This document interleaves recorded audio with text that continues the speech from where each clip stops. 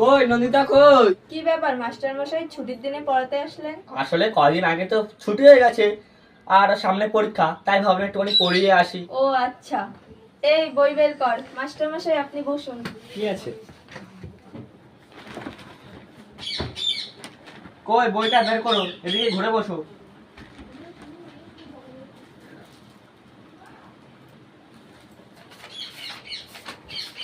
এটা পড়ো। বোয়াল মাছের হাই, চুনো পুটি মৌরালা সব পালিয়ে তোরা যা, আড়াল বুঝি লুকিয়ে পড়িস নাগাল পাবি না।